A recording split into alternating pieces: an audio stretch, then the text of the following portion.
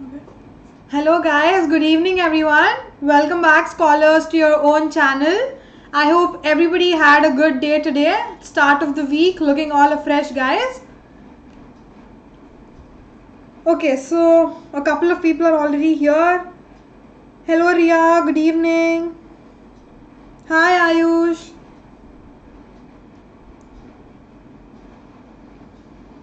Yes, Ayush, we will deal with the question you have, but just after the introductions are over and the pitch is done, we will start the lesson by answering your question, so don't worry. Hi Rishiraj. Good evening everyone. Anyway, so we'll just wait for a couple of minutes for other people to join. But in the meantime, without wasting, we'll just go with the introductions. So yeah, as most of y'all know, my name is Nikitha and I am the history educator. And I am taking classes for standard 11th and 12th. So just another quick update / notice. People have been asking me when I'm going to start taking classes for standard 11th, right? So the news is here. From tomorrow onwards, every Tuesday, Thursday and Saturday, I'll be taking classes for standard 11th. So 12th standard people, whoever are attending the session right now, your history classes will be only on 3 days a week, which is Monday, Wednesday and Friday, right? Like every alternate days. The timing is the same. It's at 6 p.m. But the other 3 days of the week, 11 standard classes will be going on. That is Tuesday, Thursday and Saturday. So please just make a note of it guys and then spread the message whoever wants to hear this. So yeah, that was a little update I had for today. And yes, about my as far as my qualifications are concerned, I have very recently graduated from Ashoka University with a bachelor's degree in history and a minor in political science. So yes, before we quickly move on to the actual topic for today, today we'll be actually talking about stupas. So at least for me, like stupas is the most interesting topic. Anyway, so before talking about that, I'll just brief you all about some of the Unacademy Plus features or benefits you can avail. So topping the list are you can actually listen to some of the live classes taught by top educators of India, all available on one single platform. And there's also unlimited access to a lot of courses, be it any discipline or subject, right? Like you'll find all of them on a single platform. And there are also regular doubt solving sessions, regular answer writing sessions.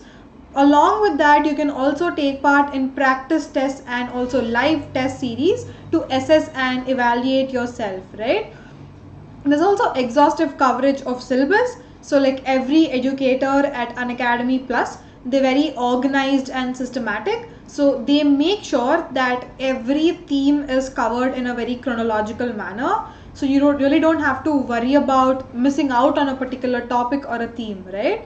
And there's also personal mentorship and guidance given to you, along with access to study materials in the form of PDF, right? Like you can refer to these study materials later for any queries or doubts you have. And when it comes to Unacademy Plus subscriptions or basically pricing, there are a range of subscriptions. To be very specific, 5 types. The first is like a 6-month subscription. Eventually, it's a 12-month, 15, 18 and 24, right? So the hack here is that the longer period of time you actually take a subscription for, the more beneficial it's going to be for you, because you're going to save yourself a couple of bucks, and that's clearly evident if you look at the prices here, which are visible on the screen again, right? So along with Unacademy Plus, Unacademy also has iconic subscriptions. So here the features are even better and greater when compared to Unacademy Plus. Namely, what are the features, right? So here you will be given personal mentorship, like a one-on-one thing you will have with your personal mentor. There are also live doubt solving sessions along with weekly reports provided to you all, and also study planners, and there's also a direct parent connect, right?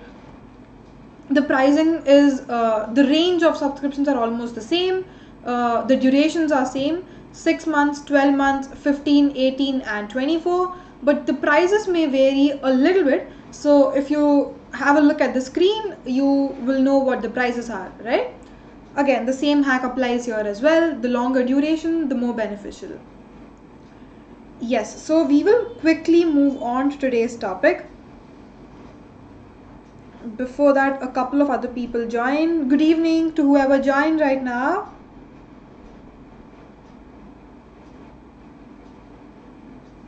Good evening, Sheba.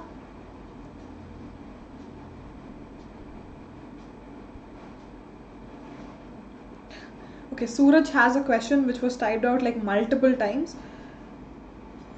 Yes, Suraj, you're right. So, yeah. Anyway, so before moving on, Lakshay has a question. Ayush has a question.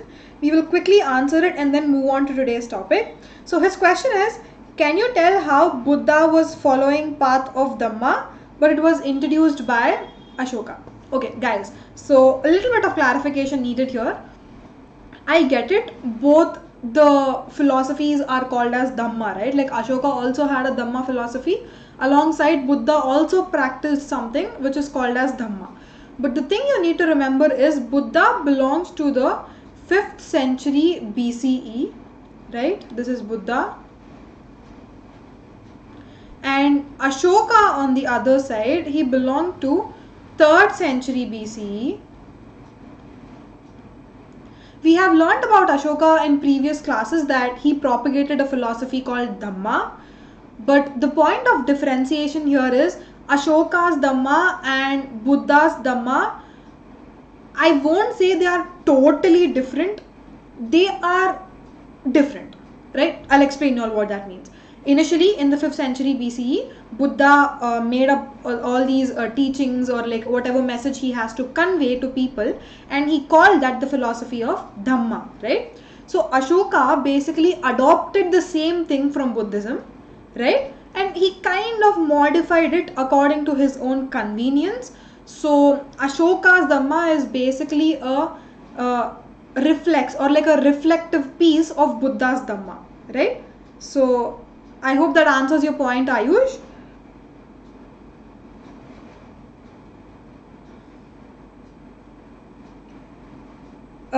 Yes, so Raviraj has a question about the sources. Raviraj, if you have attended my previous classes, it is pretty clear to y'all that I have been discussing literally every source box in your textbook. Again, I have already told this point, but I'm reiterating it again. If you look at the sample papers, the case studies given to y'all as part of your sample papers are totally from your source boxes. So that kinds of tells us how important or significant the source boxes are when it comes to examination point of view. So for that matter, I have been talking about the source boxes in very much detail, also connecting the theme of the source boxes with the normal content of the chapter, right? So I am doing that job for you. Just listen to the lectures properly. That will be sorted. So I hope that answers your question, Ravi.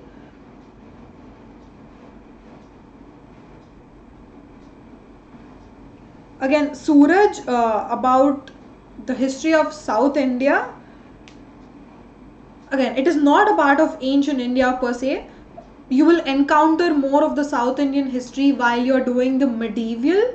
So let's just deal with the medieval history when we're talking about those particular chapters, right? But again, if you look at, like, if you imagine a Indian political boundary map in your head, which as history students you should do, if you have that like a map figure in your head, like a mind map, then I don't think it's very difficult. We'll navigate through it.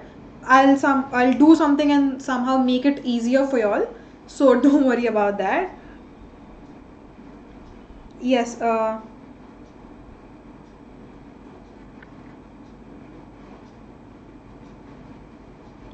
Yes, Ravi, you're right. After the Kalinga War, right? Like he looked at all the massacre, thousands of people being wounded and also killed, right? Like even children were killed. By looking at that, obviously Ashoka got like very sad, like it was a very traumatic experience for him, and then he became like a Dhamma Ashoka. From that very point of time, he started embracing the religion of Buddhism, right? Like, because honestly, what does Buddhism teach us? Like we've seen in yesterday's day before yesterday's class, Buddhism basically propagates this concept of non-violence, right? Non-violence, like ahimsa. Ashoka also wants to follow that policy. So obviously his ideas or his thoughts are in alignment to that of the Buddhism religion. So obviously it was but obvious that he adopted Buddhism. He propagated Buddhism in a very effective manner, right? Like he was like that one Buddhist king from ancient India who was very significant. Yes, it was definitely after Kalinga War, Ravi.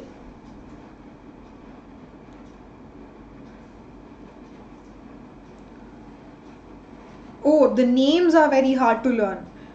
But again, Suraj, when it comes to names, since they are proper nouns, we really don't have any alternatives to it. You'll have to by heart the names, like when necessary. I'm not telling you have to by heart every name.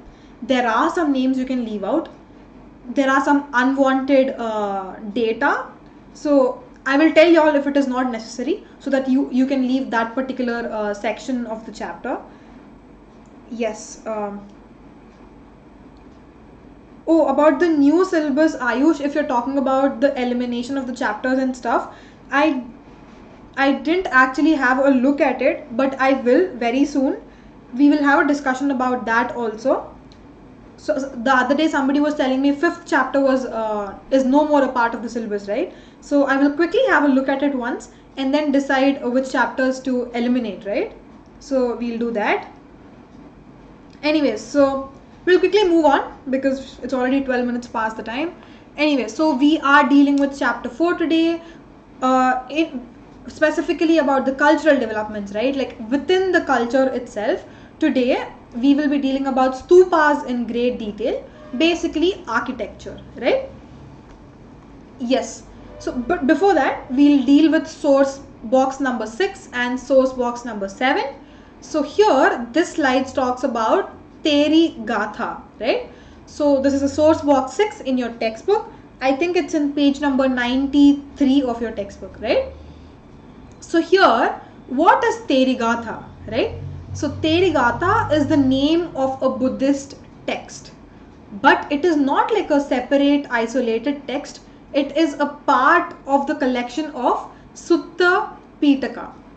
We know what 3 Pitakas are, right? Vinaya Pitaka, Sutta Pitaka and Abhidhamma Pitaka. So Terrigatha is like a subtext of Sutta Pitaka. So who actually authored or like who wrote all these verses of Terrigatha is the question, and the answer to that is Bhikkhunis. Why Terrigatha is important is it is solely authored by women. I'm telling composed by Bhikkhunis. Bhikkhunis are basically women saints. Bhikkhus are men, right? So Terrigatha was solely authored by female right, like Bhikkhunis basically. So that is one interesting thing about Terrigatha. We will be looking at one excerpt from Terrigatha, right, like which is going to teach us what the teachings of Buddha in reality are. So, but before that, the content of Terrigatha is as such. It provides an insight into women's social and spiritual experiences, like how did women deal with society, or like what is the social standing of women in the society. Also, like when it comes to spiritual experiences, were they allowed to perform any sort of rituals, or like where did they spiritually stand.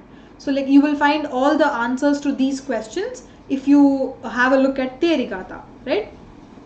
So in specific, we will be talking about a woman called Punna, right? Punna. She was a dasi. Dasi, nothing means a slave, right? Like she was a slave who used to be a part of the Buddhist Sangha, but like every day she used to go to the river early in the morning to collect water for her master. Like this is a very story format, very easy to understand. right? So she used to go every morning to the river to collect water, but for her master, right? Like somebody else is telling Punna to get water, right? So while after going there, like every day she used to see a Brahmana who used to do all these like bathing rituals early in the morning, like in cold water. Like obviously early in the morning the water is super cold, right?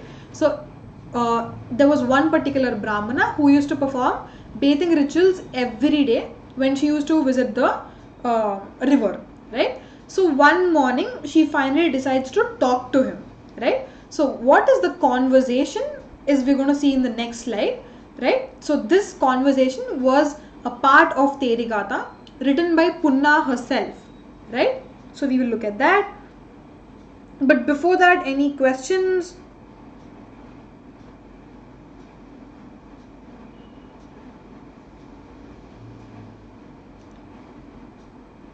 Yes, Bhikkhunis are females in Sangha. Right, Ayush?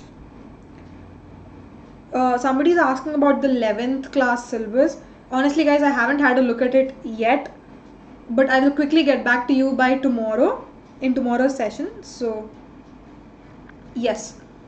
So, what is the conversation happening between that Brahmana and Punna, right? Like, yeah, Punna is her name. So she initiates the conversation first.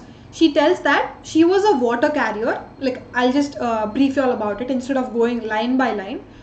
She says she is a water carrier and she is doing this job like she doesn't want to do it on her own, but she is doing it out of fear that she might get punishment from her master if she doesn't get water, right? Like there's that particular concept of fear or like punishment acting upon her which is forcing her to do the work, like she can't escape it, right?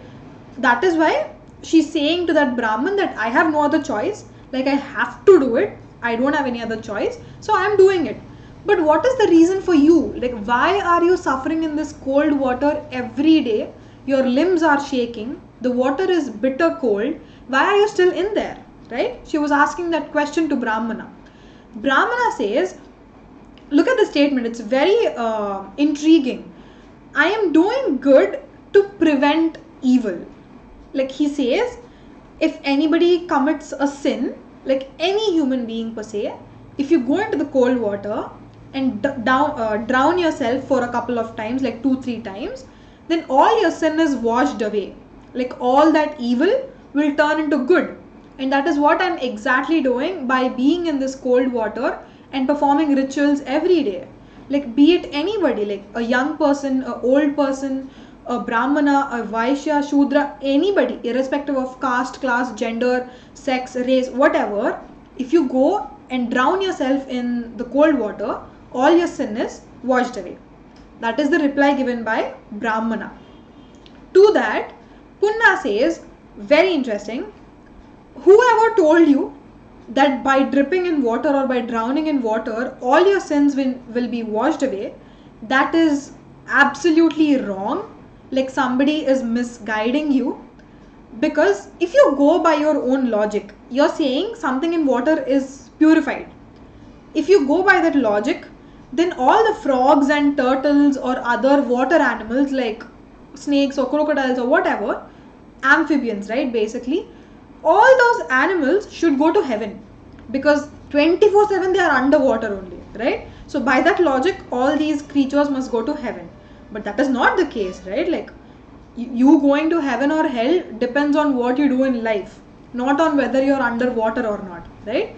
So Brahmana, please don't worry. That is not how the life works. So don't torture yourself, right? So please save your skin from the cold water. That is the advice given by Punna to Brahmana. So this is the conversation which happened between Punna and Brahmana. But the main point to be noted here is what are the teachings of Buddha that are evident in this composition.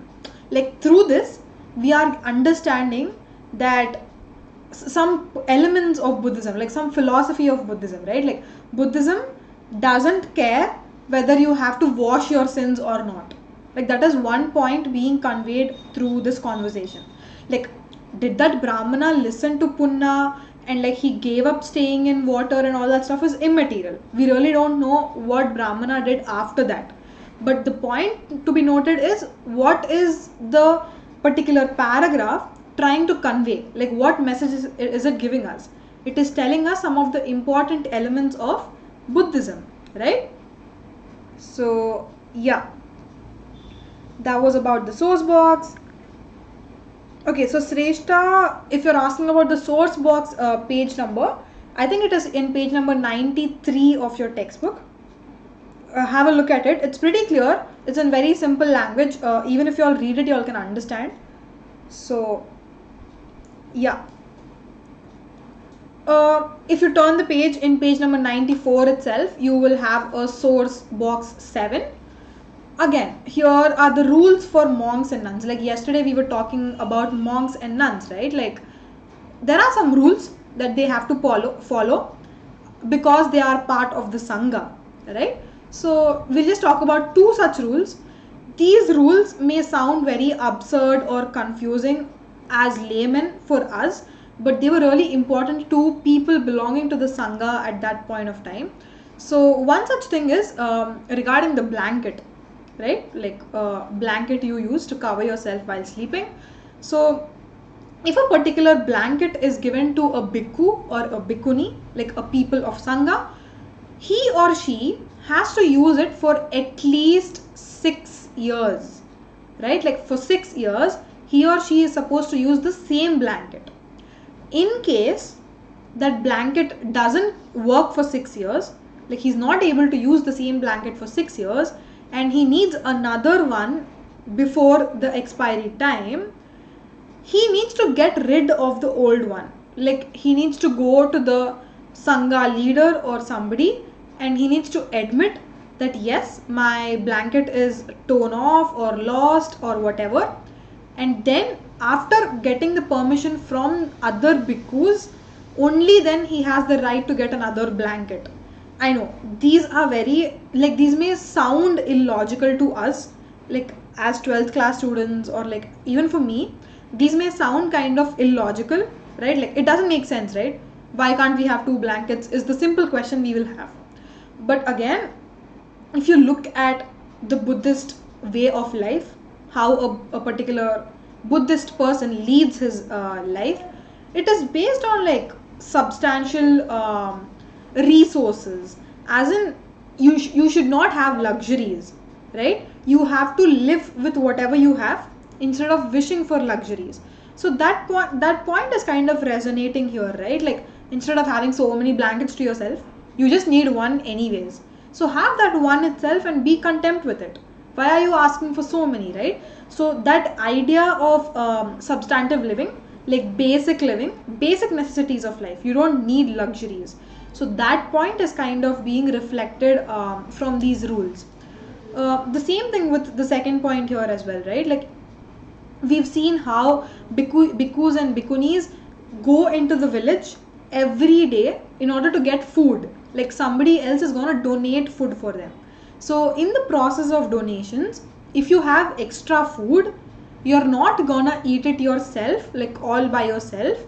You're gonna come back to the Sangha and distribute that food to other bhikkhus and bhikkhunis, right? So that is like a concept of sharing, like a community living, right? So that is another point highlighted. Again, these may sound very absurd, I'm telling you again and again, but this is how the Sanghas worked back then, like rules for monks and nuns, right? Any questions till here?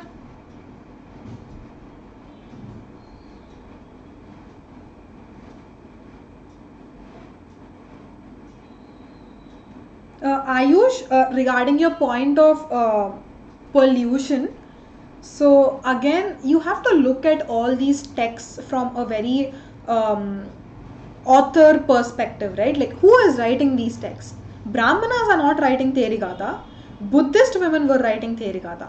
So when you are reading something written by a Buddhist woman, it's very unlikely that we will come across words or concept like like pollution or something, right? Because pollution, sacredness, all these are concepts propagated by Brahmanical religion.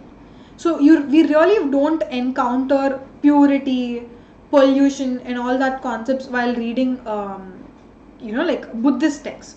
So no, that is not the exact point the conversation is trying to tell us. It is just about the fact that don't blindly believe whatever somebody is saying you. You're just torturing yourself. Even if you stay in cold water for so long, it's not gonna clean away all your sins. Very simple point. No extra complicated layers attached to it. So I hope that is clear, Ayush.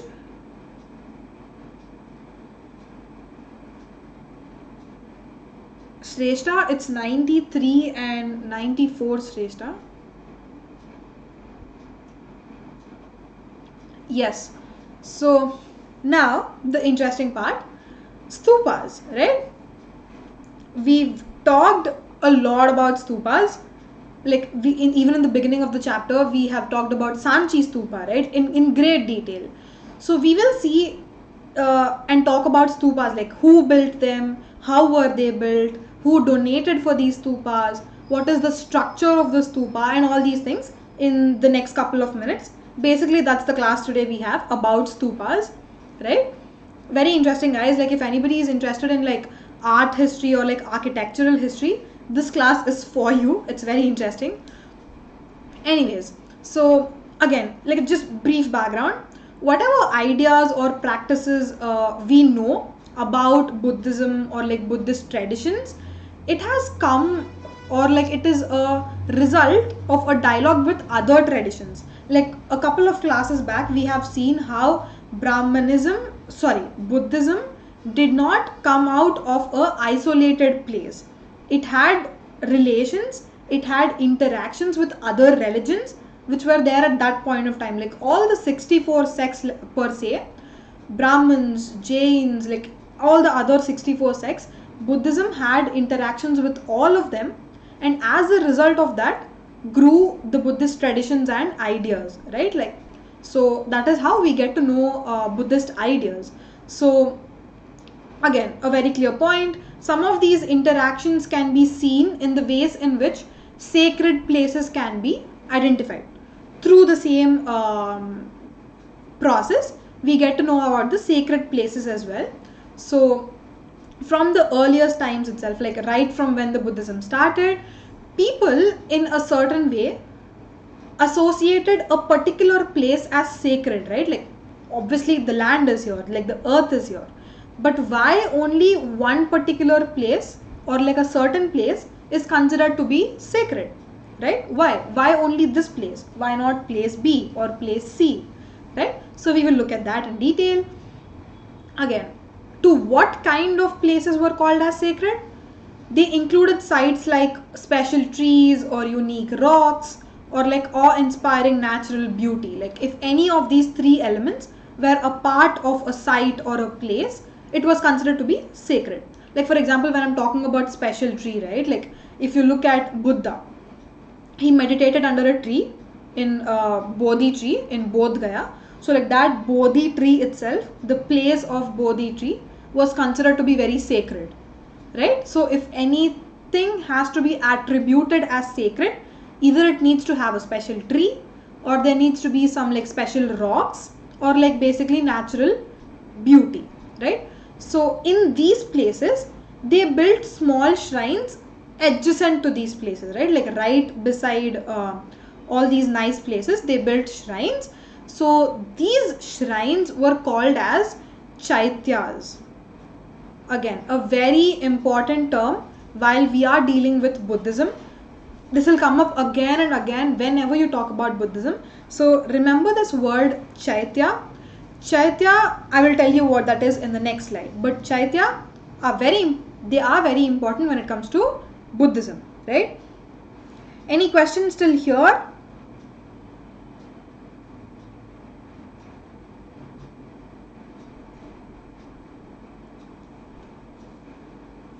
Oh, okay. So Ayush, okay.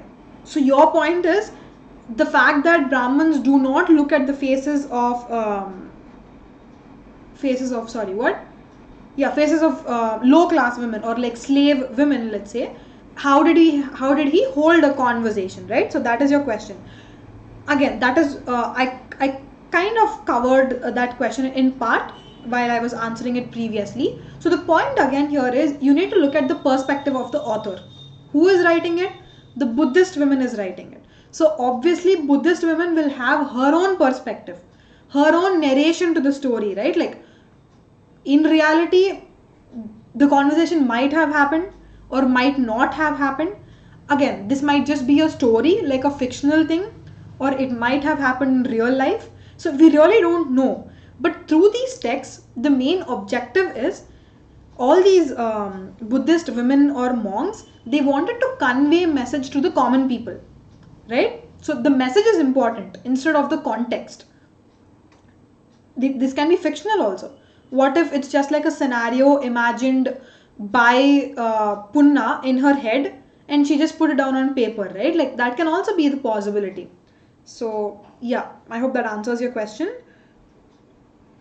Yeah, it might not be fully true at times, right, Ayush?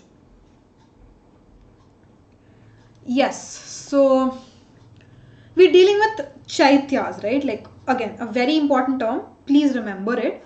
So it is basically derived from the word chitta. Yes, Ayush, you're right, it's chitta.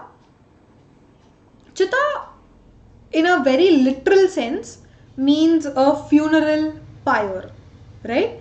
But in the Buddhist sense, yes, to a certain extent it means the same, but in some cases the meaning might be changed. But we won't go into the details of it, but in the coming slides we'll see why it is called like a funeral pyre, right?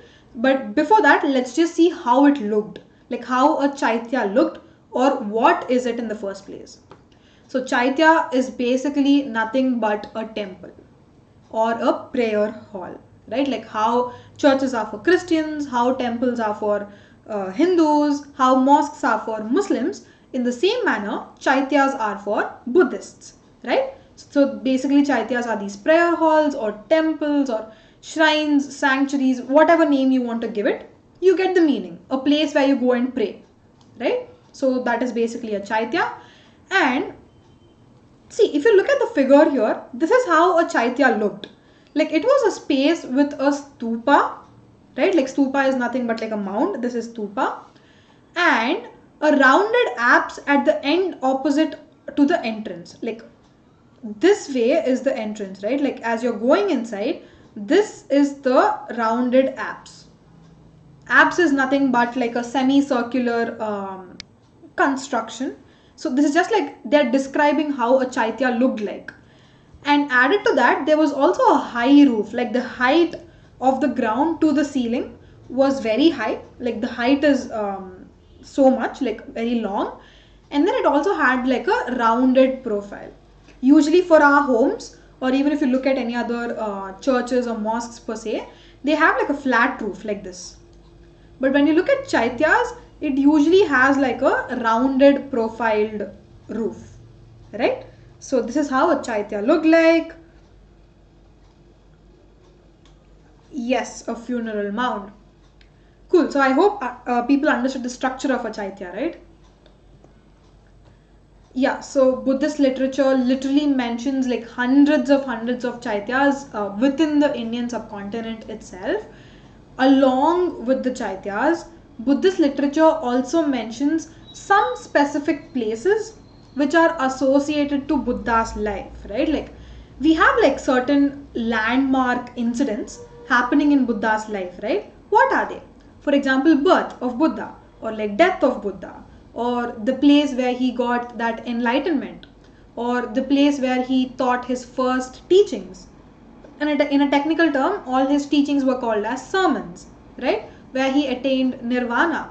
Like all these are landmarks events in the life of Buddha. So Buddhist literature mentions those places. For example, if you look at the birthplace, right? Like he was born in Lumbini, which is quite close to Nepal if you look at the modern day map. So he got the place where he got enlightened was Bodh Gaya. His first sermon was at Sarnath, which is in present day UP. and he attained nirvana in Kushinagar. So these are some of the places mentioned as a part of Buddhist literature. Again, no concept involved, factual details. So the thing here is all these places were considered as sacred. We're talking about the concept of sacredness, right? Like how are places given that tag of sacredness? The same thing. If it is somehow associated with Buddha's life, then it is considered sacred, right?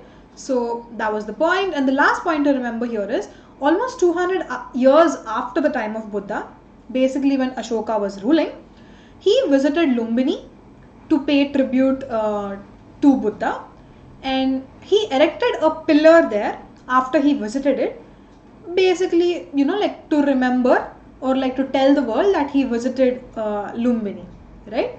So yeah, since there was a pillar in Lumbini, again that makes Lumbini a sacred place, right?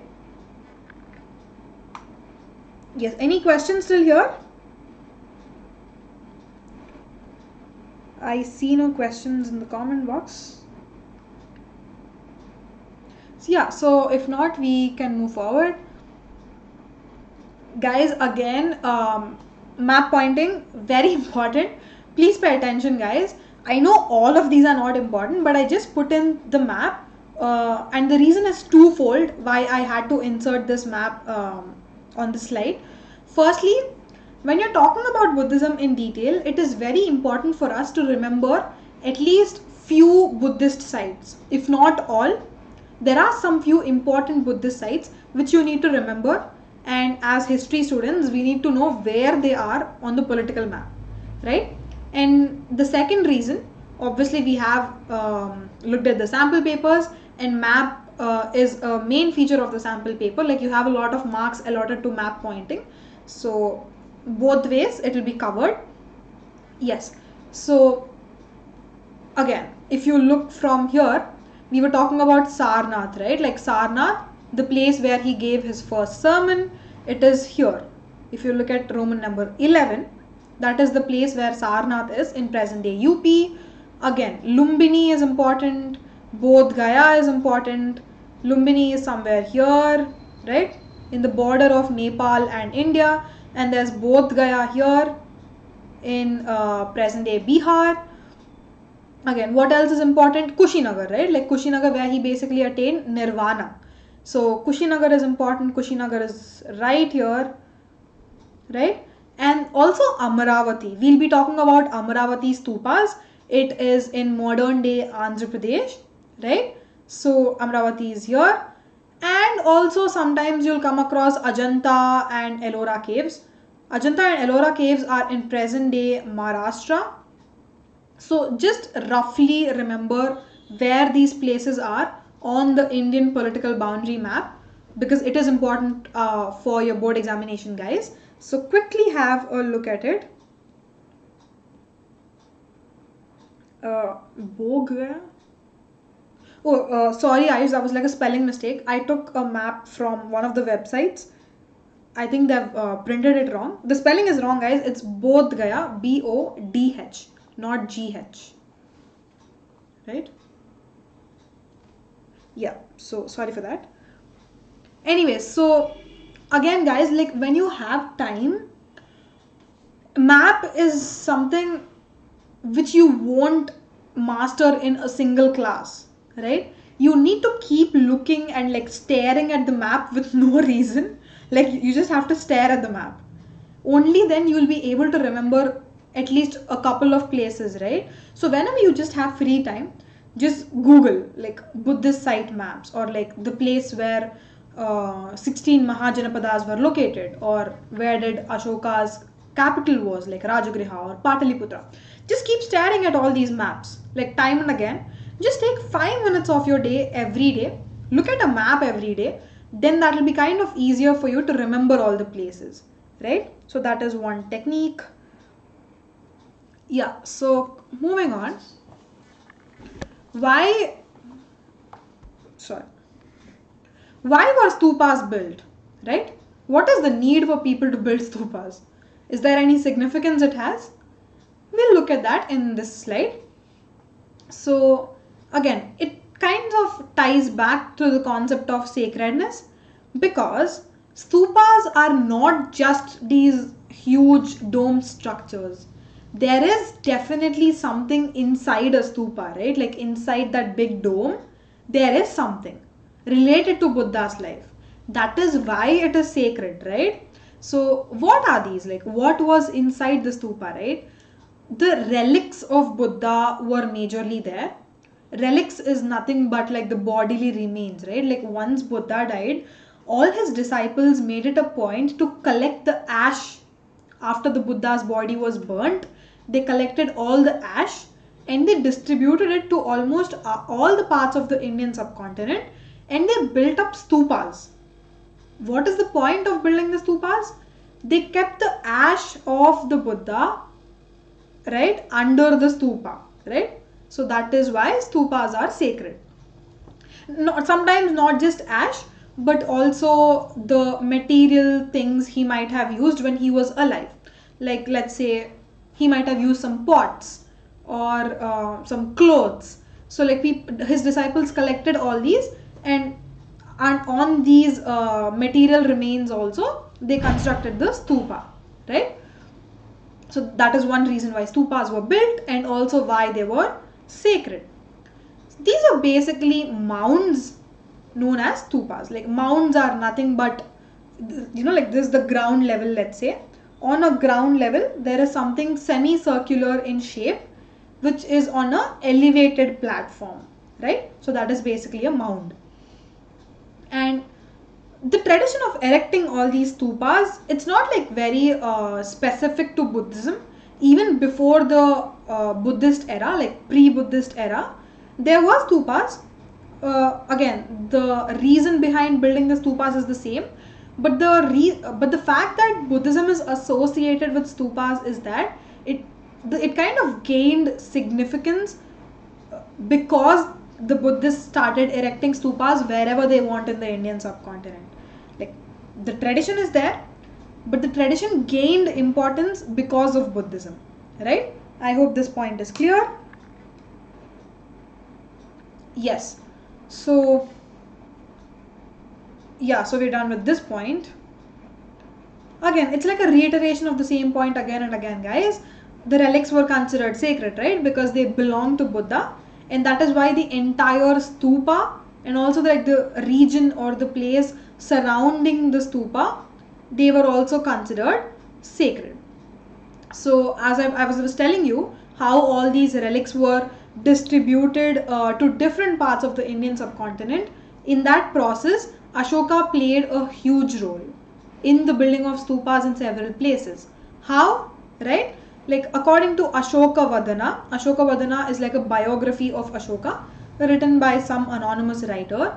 In that particular book, it is mentioned that Ashoka distributed portions of Buddha's relics. Like he sent his soldiers or followers to different places of the Indian subcontinent to distribute Buddha's relics, and ordered them to construct a stupa over them, right? So that is how even if you go and visit different places, you will find Buddhist stupas almost in every state, right? So Ashoka played a huge role in this, and almost by 2nd century BCE, like right after Ashoka's death, you will find a number of stupas, including the ones in Barhut, Sanchi and Sarnath. These are the places in the northern part of India. As you know, Sanchi is in Madhya Pradesh, Barhut is also in Madhya Pradesh, and Sarnath is in UP, right? So yeah, so that was like why the stupas were built. And there's another source box number 8 as a part of your textbook. The same question is asked, why were stupas built? And this is going to tell us basically the origins of how stupas came up, or like did Buddha want them to be built, or like did the disciples decide on themselves that they want to build stupas, right? So this is an excerpt from Mahaparinibbana Sutta. Again, It is a subtext of Sutta Pitaka. We saw how all these Pitakas were not like individual texts. They had like subtext and sub-themes under them.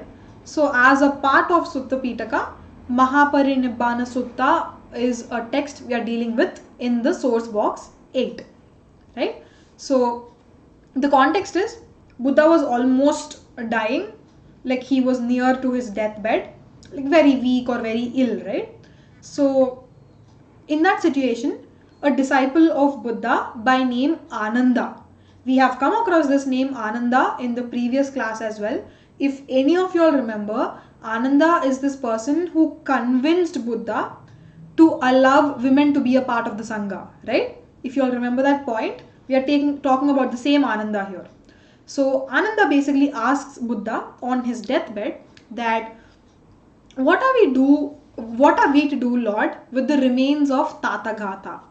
Again, Tathagata is another name for Buddha. In all these classical Buddhist texts, you will come across Tathagata very frequently. Don't get confused. It is another name of Buddha, right? So Ananda asks, what should we do once you die? Or what should we do with your remains, right? Then Buddha says, do something useful with it, basically. Don't indulge in like a bad path or something. Be very passionate, have good intentions, and do something good with it, right? So that is what he said initially. A couple of days later, he also adds that he wants a stupa to be erected in the name of Tathagata at the 4 crossroads. Like he basically decides a location for himself. He says, at this particular location, at this certain location, I want a stupa to be built. That is how Buddha orders his disciples, especially Ananda, to build a stupa for himself, for him. And people can go there and they can put garlands, or like they can, you know, like deal with other sacred materials, like for example perfumes, right? Perfumes are considered to be these sacred things, or like garlands are also sacred things. Or you can go and make a salutation there, like anything, any small gesture. If you do that, you will find joy, right? So this should be considered as a sacred place.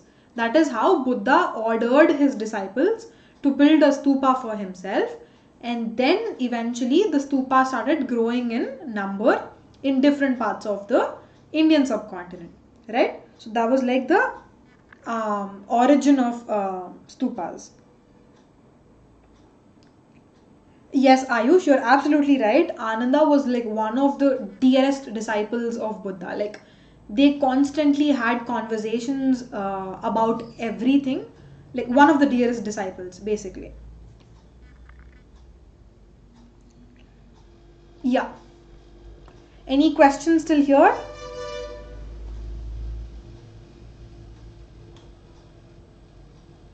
No questions, I see. Yes, so we will move on. How were these stupas built? Till now we saw why. Now we move on to the question how, right? So again, basically if you need something to be constructed, if you want something to be constructed, the main source is money or resources. How are you going to get them? Like now I can't just go out into the world and be like, I'm building a stupa, I have this much money, I'm building a stupa. You just can't do that. Like for a stupa to be constructed, there needs to be resources, there needs to be finances, and some donations need to happen, right? So we know that there were a lot of donations being made for stupas to be constructed and also decorated, because we have information from inscriptions. Like these inscriptions are right outside the stupa, right? Like for example, if you consider the Sanchi stupa, there is one inscription right outside the Sanchi stupa, and on that you will see all these details, like who donated, or like to which occupation did this donatee belong to, like all the stuff, all the information, right? So not just like ordinary people or like kings, like everybody, whoever wanted to contribute, irrespective of their social status, be it a king, be it a slave, be it a merchant, anybody, if they wanted to contribute to the building of stupa, they did. Exactly the point mentioned here is some donations were made by kings, some donations were made by guilds of ivory workers, right? Like when I say kings, the reason I mentioned Shatavahanas was during the time of Shatavahanas, so many stupas, like so many new stupas came up and kings donated for them. So that is why I specifically mentioned Shatavahanas, but other kings also donated, right? So here, sometimes if you look at like Sanchi stupa in particular, we've talked about this one gateway, right? Like which was very important. You know, like how all these European and Frenchmen in the 19th century, they wanted to take this gateway away to their museums in their country, right? Like I'm talking about the same gateway. So in order for that to be constructed, a guild of ivory workers actually financed it, right? So we have like every minute detail, like which part of the stupa was constructed by whom and who donated for it, right? Like their names are mentioned on the inscriptions, sometimes the place to which they belong. Like for example, I am donating and I belong to some place X, right? So my name, my place, my occupation, and also sometimes my relatives' names. All these are mentioned on the inscriptions, right? And interesting part is even bhikkhus and bhikkhunis contributed to the building of these monuments. Again, you might have a question. Bhikkhus and bhikkhunis are people who basically renounce the world. They do not have any resources with them. So how did they get money to donate, right? So that is one important question you need to ask yourself. The answer to this is bhikkhus and bhikkhunis at one point of time, they were normal human beings, right? Like they were normal people who had luxuries, who had treasuries. Once they were converting to a bhikkhu or a bhikkhuni, that particular point of time, that is when they donated all their belongings to the construction of stupas, right? So I hope that point is clear. Okay, so to people who do not understand what ivory is basically a metal, nothing else. Don't you know, like be like the term is complicated and all. Just like gold, silver and other metals, ivory is also one form of metal, right? Yeah,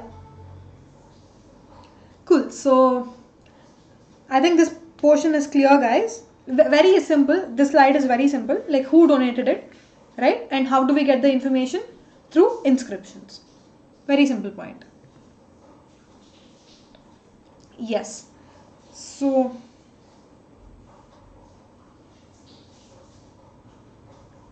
what is made up of elephant's tooth, Ayush?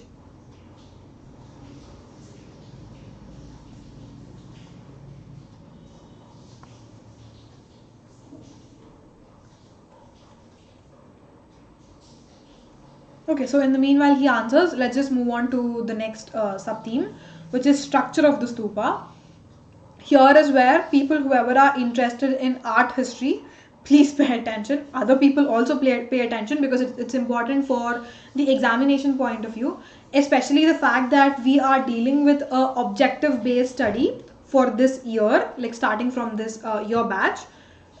These are like some technical terms you will come across which are very important as far as your examinations are concerned. So yeah, first I'll give you like a theory of it, then I'll show you a figure and then explain what the structure of the stupa is. So a stupa, as everybody knows, is like a heap, like a semicircular heap on earth, and sometimes this stupa is called as anda. In the later period of times, this stupa was called as anda, right? Give me a minute. Yeah, so it was an anda. Initially it was a very simple structure, but as time passed by, it evolved into a more complex structure and the shapes kept changing, right? Like it almost like switched between round and square shapes. So that is how the shape of the anda was. And after that, if suppose this is a semicircular dome, right? Above on the semicircular dome, there was something called a harmika, right? What does harmika mean? It is like a balcony like structure, not like a balcony we have in the present day. Like the balconies we have in our homes are different. So there is like a balcony like structure where the god statues were present, right? For example, if you go and have a look at Ajanta or Ellora caves, if anybody must have visited Ajanta and Ellora caves, you must have seen all those caves, right? Like if you enter a cave, there's like a stupa, and on that stupa, all the figures of the gods are there. Like it's on an elevated platform, right? So on the Anda, there was a Harmika. On the Harmika, there was a Yashti. And here there was like a chhatri or umbrella of sorts. Again, these are very difficult to imagine in your head. In the next slide, I have a figure. Don't worry. But another quick point I want to tell y'all before wrapping up this slide is that not just the stupa, but around the stupa, like it's like a territorial distinction. So like around the stupa, a railing was constructed which kind of separated this sacred place from the outside world, like from the other world, right? So there, if you look at any stupa, there's definitely a railing surrounding the mound, right? Okay, so oh, I didn't know that, Ayush. Okay, that's an interesting point. Guys, apparently ivory is made of elephant's teeth. Fun fact. Yes, so, right, the figure, right? Now you all might get a better clarity of what it looked like. As you can see, all of this portion is called Anda, right? So what did I say? Above Anda, there was a Harmika. So this was the Harmika, right? Above Harmika, there was a Chhatri, right? So this small figure, this small standing, so this small standing in a very vertical position is called a Chhatri. These are like 3-4 names given in your textbook, but it's a very complex thing. The stupa is a very complex structure. So not just 3 parts, but it also had like a torana, right? Like torana is basically the entrance or like the gateway, right? And stupas did not have only one gateway, guys. Most of the stupas almost had gateways on all the sides, like east, west, north, south. Even if you look at this figure, this is number 1, this gateway is number 2, this gateway is number 3, and this is number 4, right? Almost all stupas had 4 gateways in each of the directions. There's also like a Medhi, which is like a outer space outside the stupa. And there's Vedika. Vedika is like the railings. You don't need to remember any of this. Just remember Anda, Harmika and Chhatri. Only these 3 are a part of your textbook, right? So only remember these 3 names, right? So pradakshinas are basically where people used to roam around the stupa, again as a religious tradition, right? Right. So I hope the structure is clear. We have the last slide for today before ending the class.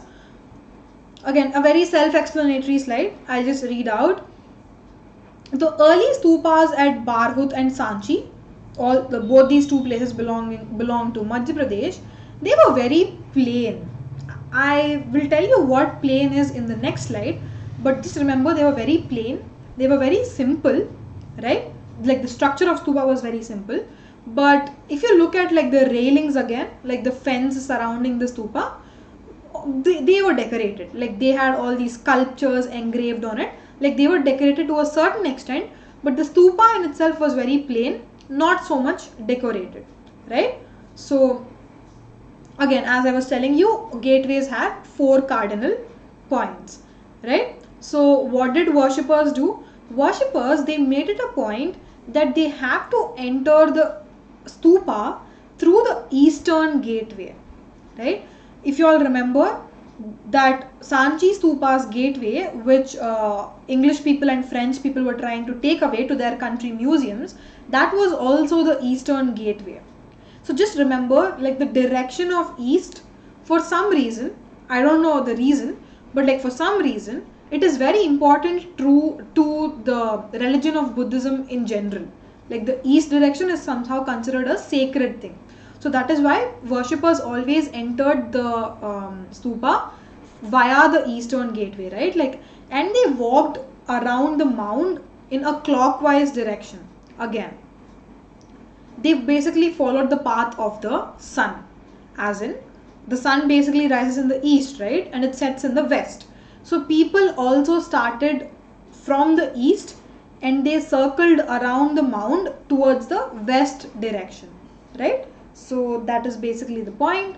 And lastly, as the centuries passed by, as we stepped into a new millennium, all the mounds of these stupa, then they came to be elaborately carved, right? Like all these sculptures, like decorative items, like, you know, like all the beautiful things, like basically minute details, they were carved onto the stupas.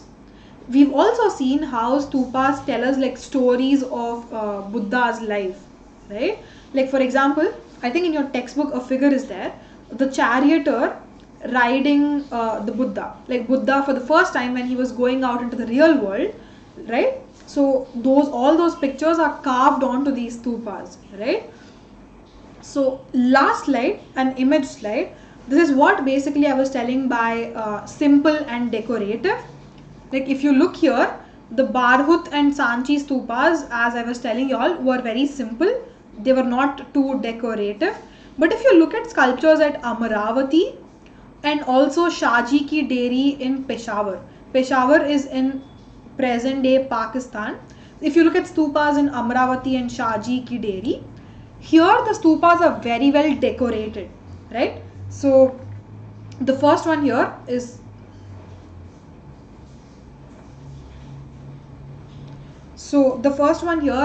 the Sanji stupa. If you look at the stupa as a whole here, it did not have any sculptures engraved onto the walls of the stupa. But if you look at this is a stupa belonging to Amaravati, right? So Amaravati stupa had all these figures engraved onto it. Like if you look at the sculpture, it is very rich, right? I hope people are able to differentiate between the two stupas, right? Just give me a thumbs up, guys, in the chat box if you'll understand what I mean by like basic or like simple sculptures and like richly engraved sculptures. The differentiation basically.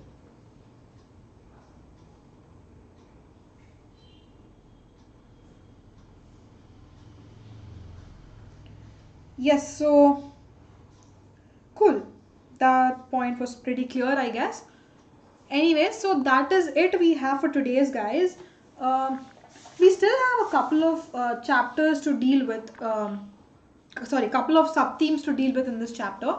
We'll be looking at in the next classes, but yeah, we'll be dealing basically how all these stupas were discovered and all. But that is it I have for today. Any questions, any queries, please put them down in the chat box. We will quickly answer them. In the meantime, just please put down your questions/queries. I will wind it up. Again, y'all listen to the pitch in the beginning of the class. If anybody wants to subscribe to Unacademy Plus or Unacademy Iconic, y'all can use my code TUM10 and get like a 10% off straight away while you're subscribing, right? And also, if you like the content of these videos, please do like the video and also share it as much as possible. Also subscribe to our channel Unacademy, guys. Thank you so much for tuning in every day at 6 p.m. I highly appreciate it. Thank you so much, guys. Yes, another quick reminder about the update. Thank you, Ayush, for reminding. We do not have a class tomorrow at 6 p.m. Tomorrow the class will be for the 11th standard kids. Again, just to reiterate, for 12th standard kids, the classes will be on Monday, Wednesday and Friday. For 11th, it will be on Tuesday, Thursday and Saturday, right? So from now on, we'll only be having 3 classes a week. So yeah, that's that. Don't worry about the syllabus, Ayush. It's not like for the first term itself you have all the chapters, right? Like no, there's a particular syllabus for term 1. I will make sure I will complete it within time, and we'll also have ample time for revision. So don't worry about the syllabus. That is on me. I will complete it before time. So don't worry about that. But like other than that, any questions or queries, please put them down in the chat box, or you can also comment down once the live ends, right? So yeah, I will see you guys again on Wednesday at 6 p.m. in the evening. And yes, have a good evening, guys. Have a good day tomorrow as well. I won't be seeing you all tomorrow, right? Bye bye. Bye everyone. Bye Ayush. Yes. Have a good evening, guys. Bye bye.